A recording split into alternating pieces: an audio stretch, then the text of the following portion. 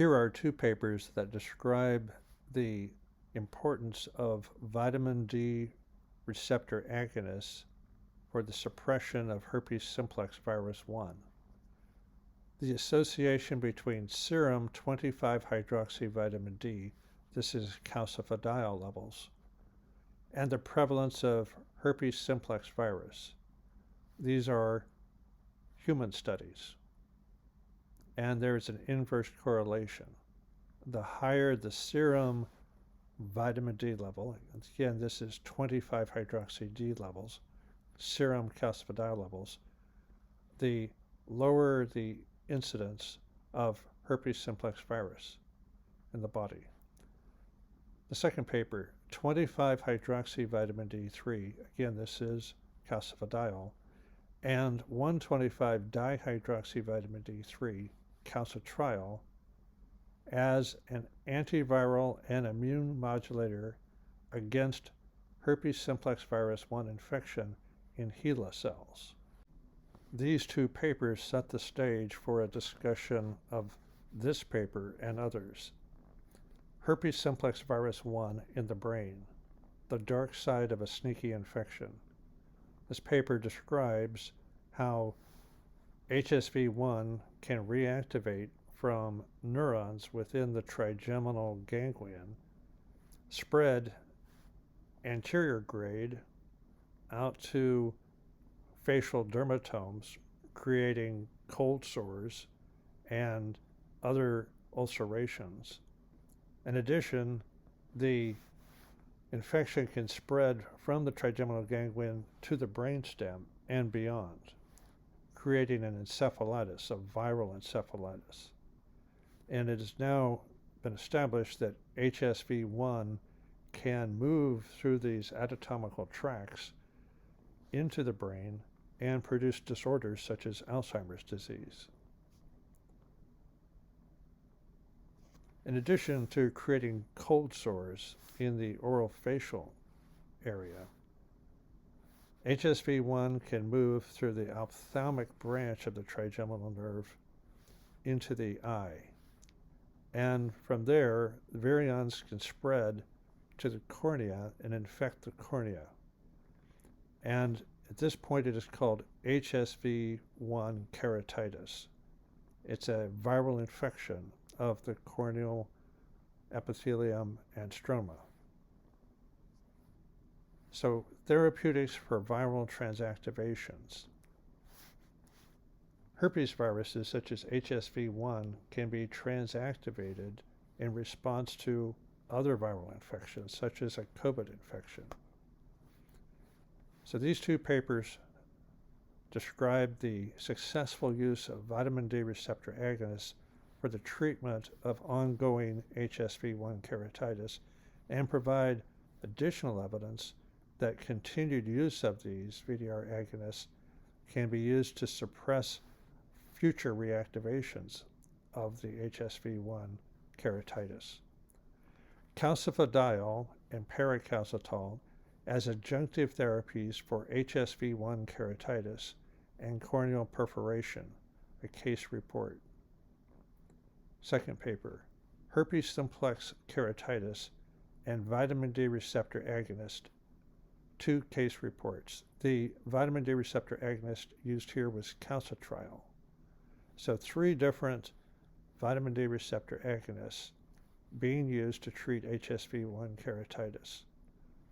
Calcifediol, 25 vitamin D3, paracalcitol, 125 vitamin D2, and calcitriol, 125 vitamin D3.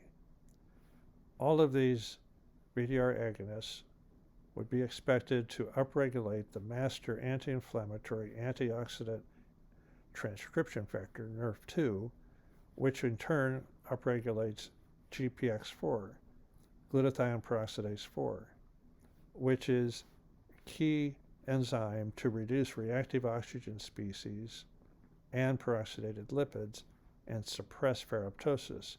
But here, through steps yet to be determined, the vitamin D receptor agonists, by stimulating these pathways, It is now known that boosting NRF2 and or GPX4 is able to suppress HSV1 infections.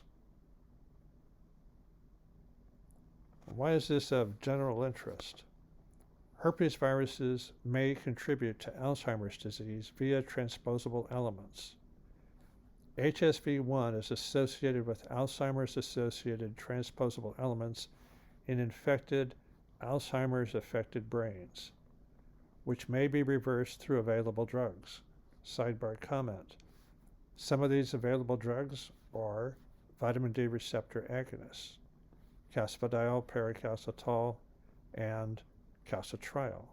In addition, melatonin may be of particular use because there are some reports that melatonin can stimulate vitamin D receptors, potentially activating these pathways.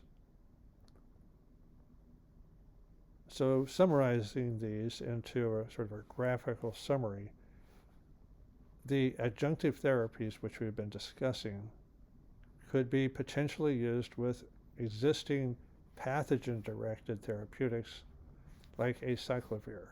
But here we're talking about host-directed therapeutics to bolster innate immune responses, innate immune defenses.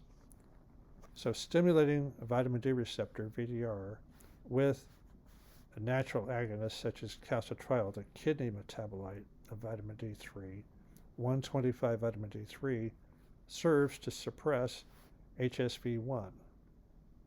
And we see that other vitamin D receptor agonists can also achieve this. Caspodiol and paracalcital can be used together to suppress an ongoing infection. And in this case, the paracalcital was discontinued after the acute infection was over and the patient was maintained for over a year using caspodiol alone. So summarizing all of this into a concise information vector, using a set of vitamin D receptor agonists, and this is an and/or set. You can use combinations of these. It's a toolbox. Caspodiol, paracalcital, or calcitriol to stimulate vitamin D receptors, upregulating NRF2 and GPX4 to suppress HSV1, to suppress viral keratitis.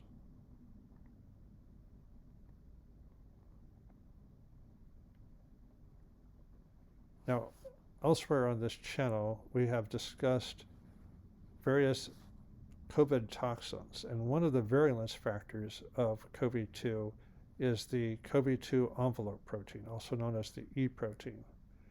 In the bottom right of the slide, you'll see a link to a URL. This is from March 2025. This is a update on the COVID-2 envelope proteins, its cytotoxicities. Currently, there are over 10 cytotoxicities known to be associated with the envelope protein.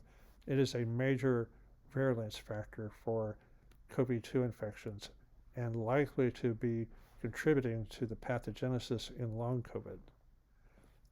Here is a recent review that I highly recommend, a comprehensive review of current insights into the virulence factors of SARS-CoV-2. In the case of the envelope protein, you'll see here in this figure, the right side of it, in small letters, envelope protein. One of the key pathologies associated with the envelope protein is a viral porin. A porin is a molecule that forms a pore in a cell membrane. Viral porin is the term used for viral-specific porins. In the case of the envelope protein, it can porate not only the cell membrane, but also organelle membranes, such as lysosomes and Golgi apparatus, collapsing key proton gradients needed for their function. And by discharging the acidic compartment within lysosomes, this allows the virus, virions, to accumulate within lysosomes and then be discharged when the lysosome fuses with the cell membrane. That was an early recognized means of viral propagation in the early days of the pandemic. In addition, this envelope protein can insert into mitochondrial membranes, discharge proton gradients there as well. So organelle injuries are frequently occurring in viral infections. This is part of their strategy to hijack organelle functions, in some cases destroy them. Peroxisomes, for instance, are degraded in COVID infections. So as cells and tissues are weakened by a COVID infection, in these environments, this is where viral transactivations can occur. For that reason, it's very important to emphasize the potential utility of host-directed therapeutics, such as melatonin and vitamin D receptor agonists, to bolster host defenses against potential viral transactivations. In addition to the herpes viruses, there are the threats of HERV virus transactivations, and these too may be protected against by the use of melatonin and vitamin D receptor agonists.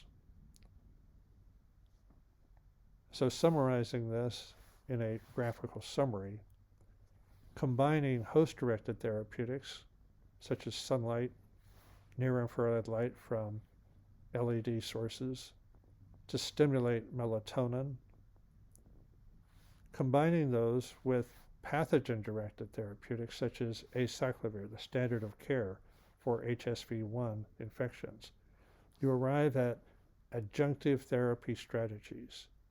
And that was actually used in the paper which discussed earlier, where the individual who had HSV-1 keratitis and corneal perforation, she was first treated with acyclovir, discharged from the hospital, but the HSV-1 infection reappeared, and at that point they utilized the host-directed therapeutics, calcifidiol and paracalcitol, in combination with acyclovir to suppress the recurring HSV-1 infection.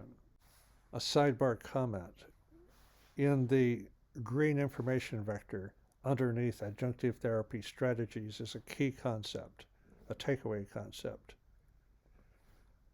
Melatonin and vitamin D receptor agonists can be potentially used for long periods of time. They are NRF2 boosters, and that is a common strategy that needs to be emphasized to boost antioxidant capacity of cells, to achieve defense in depth in this critical immune dimension. For long-term treatment of IAC conditions, infection-associated chronic conditions, patients will be treated with pathogen-directed therapeutics episodically. However, for long-term bolstering of the immune system, host-directed therapeutics are needed. And that's where this toolbox, melatonin, vitamin D receptor agonists, are a potential way of achieving that. In part 5 of this series, we are going to talk about how pathogens attack these critical transcription factors and enzymes that are needed to fight pathogen-induced ferroptosis. We introduced this slide in a previous YouTube, part 3 of this series, and a link to that YouTube is highlighted in blue at the top of this slide. This paper, Critical Role of Ferroptosis in Viral Infection and Host Responses, contains this wonderful diagram. It is a metabolic map of viral ferroptosis. This is a compilation of decades of study, billions of dollars of research. So the attributes of this diagram is that it summarizes key attack strategies that different viruses use to disable the antioxidant defenses, the depth and defense system that cells use to prevent ferroptosis. Some of the viruses attack NRF2 expression. Other viruses attack GPX4, either its expression or to promote its degradation. And as we have seen in the case of schizophrenia, the reactivation, the transactivation of a dormant fossil herb virus, its toxic protein degrades both GPX4 and a component of the cysteine glutamate antiporter, which is abbreviated XCT. So all of these are, quote, Achilles heels of cells. If viruses are able to cripple any one of these critical nodes in the antioxidant defense and depth system, this makes the cell prone to the accumulation of reactive oxygen species as well as peroxidated lipids, driving the cell towards programmed cell death known as ferroptosis.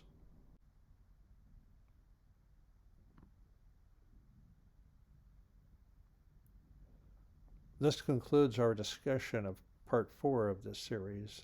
After a short pause, we will proceed to part 5 of this YouTube series on antiviral properties of sunlight, dealing with the issue of these viral countermeasures to the oxidative defenses that cells utilize to combat viral ferroptosis.